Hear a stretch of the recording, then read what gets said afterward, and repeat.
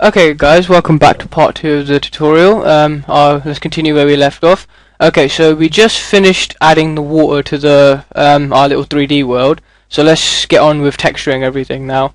Okay, so once you've done that, close your render, minimize the viewport, and let's start with the buildings first.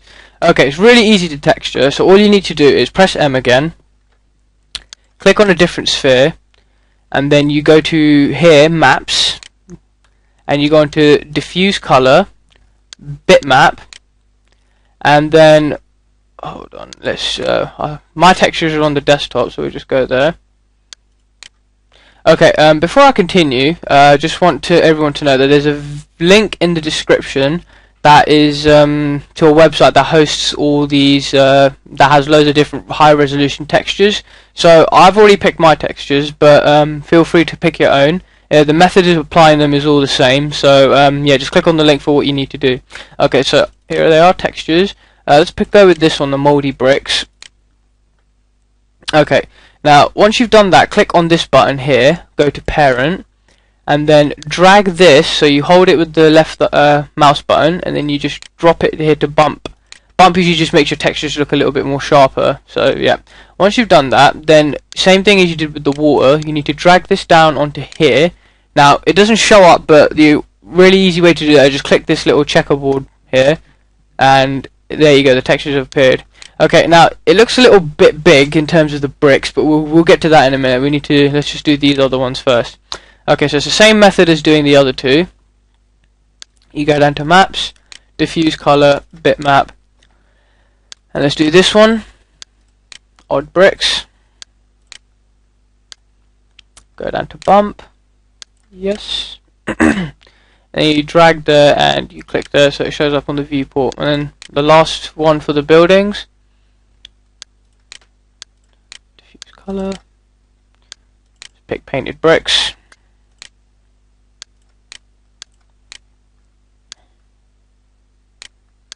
Okay, there you go. Drag, and so that it shows on the viewport.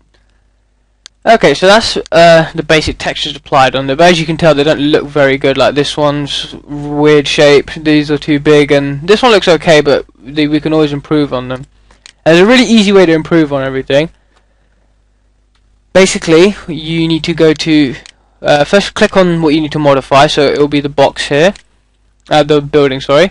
And you go down on the modifiers list, and you need to look for something called UVW map. So click U, and there you go, UVW map. Now it will look like this, so don't worry about that, that's normal.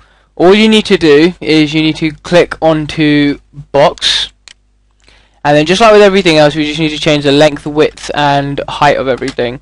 So the textures for the length, width, and textures are, let's change length to 23, the width to 16, and the height to 17. Enter. And see, there you go. Now the bricks look a lot more neater, a lot more crisper, and a lot smaller. They look more like bricks that you would see on an actual building.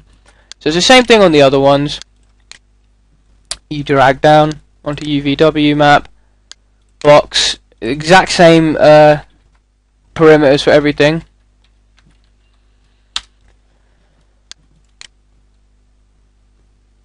Let's see.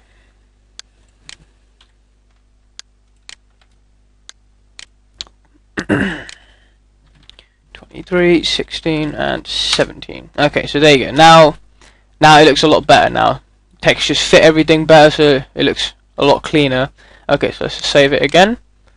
Now the same thing we need to do to our terrain as well. Same way as you do for the building. So you press M to get the material editor up. Click on a different sphere. Maps, diffuse color, bitmap, and then okay, so you can pick whichever terrain you want in terms of what it looks like. You can go sandy, rocky, pebbly, all sorts of stuff, but I just chose to go with grass. It's just simple. So same thing as the others.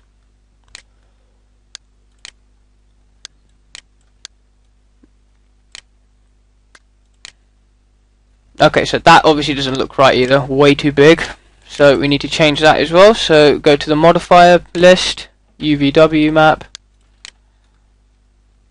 box, And let's give it the same segments as the other stuff. So 23, 16, 17.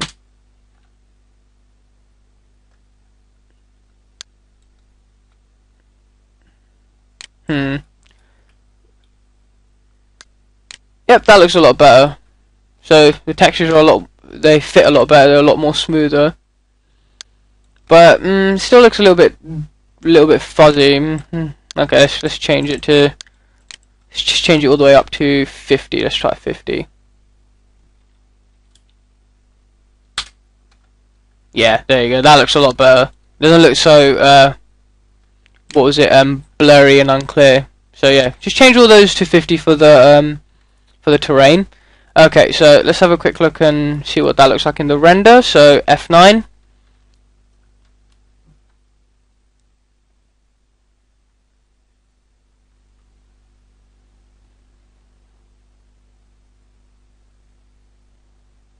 It usually just take a little while, so don't worry. I've decided to leave it in this time just so you guys know how long it will roughly take.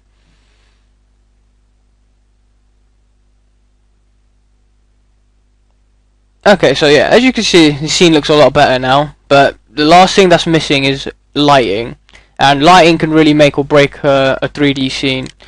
So it's really easy to do, so I'm just going to show you how to do that, so just give me 1 second. Okay, welcome back guys, so let's just, where we left off, we were just about to add some lighting, so let's go ahead and do that. Okay, let's just freeze the entire selection here, so we don't do anything to them by accident. Okay, so once you've done that, you need to go to the create panel, and then, okay, there's loads of different ways that you can do lighting, but me personally, this is my favorite, as it looks the best and it's really easy to do. So you click here, where it says systems, and you go into daylight.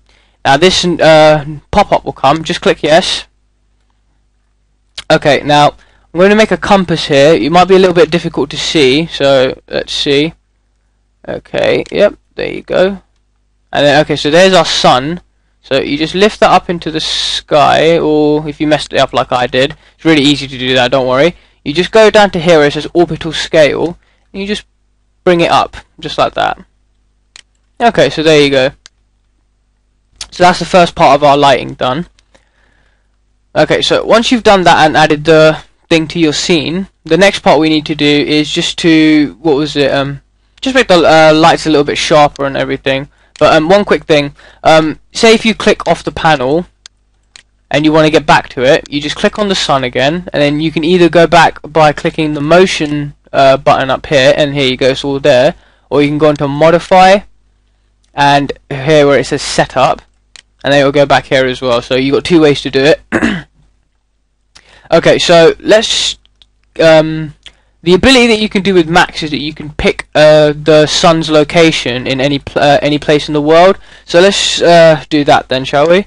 So go on to get location, change it to Europe, click on wherever you are. So I'm obviously in the United Kingdom, so click on that. Okay, so now it is, the sunlight is in the correct position of where it is in the UK at the moment. Okay, so the next step is now to change a few little presets and everything that you need to do.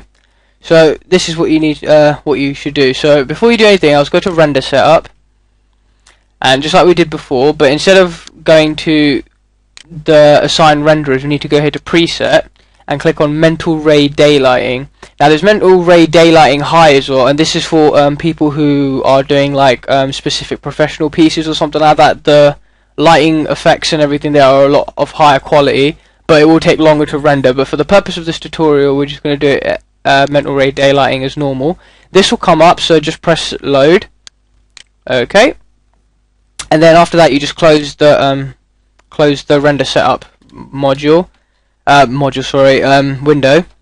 And now next thing we're going to do is we're going to change the sun so it does produces better lighting as well. So click on the sun, we already have here. Okay, so go to the modify panel, and you see where it says sunlight and skylight. We're going to change that to something different. So for skylight, where it says here MR sky, what this stands for is mental ray sky, but I just call it Mr. Sky. So it just does that. And same thing for the sunlight, Mr. Sun or mental ray sun. Okay, so there you go, we've done that now, and essentially that is pretty much it for the lighting tool. So let's just have a quick render and see how that looks. So I'll be back in a moment. It's F9 to render, guys, just to remind you, so I'll be back in 1 second. Okay, so as you can see here, the rendering is done, and now the lighting and the actual environment looks a lot better now. You have a sky, you have a plane, and obviously you have the shadows look a lot more natural. They're not so rigid and so dark. That's not realistic. But the lighting is a little bit too bright, like you can't really see most of the shadows and everything. So what we're going to do is we're just going to change the lighting to probably something like early morning, just to give it a little bit more of a different look. So okay, so you close that, and then you zoom out to your sun. So you click on the sun and click on the motion tab. Okay, so let's change it to, instead of it being 12 in the afternoon, let's change it to about, let's say about 7 o'clock in the morning. Yeah, that looks good. Okay, so let's just change that about here, and let's try and render and see how much more different it will look. So I'll be back in 1 second. Okay, welcome back, guys. So here is the final render of our scene. So as you can see, I did change that building just to push it back a little bit more in line, so you can see some of the nicer shadow effects. But essentially this is the end of the tutorial. So as you can see here, the lighting difference from the time of day is a big difference compared to what we were showing before. So yeah, just one more thing before I finish this tutorial. If you want to save your pictures, all you need to do is you click on this little save image here, and then save it to wherever you want. I'm going to save it just here in the texture file, doesn't matter, and just change it to something like render. Really easy. Change it to JPEG, since that's the most one of the most popular picture formats, and then you just click save. This is the image control, so what kind of quality you want. So obviously you want it at the best quality. It'll be a big file, but you know that's what you have to pay for. And smoothing is 100. So yeah, there you go. So you click OK, and then that's it. That's your picture saved. And feel free to try different screenshots and different angles and get the best of your scene. But thank you guys for checking out my tutorial. I hope you enjoyed it, and I hope you found it easy to follow and helpful. If you can do me a favor, please like the video if you found it useful, or dislike it if you didn't find it useful. All the feedback matters. In the video description as well, there's a questionnaire that I would like for you guys to fill out as well. It's really important for my dissertation. I need the feedback. So could you please fill that in, and other than that, thanks for all your help. Take care, guys, and I will see you soon.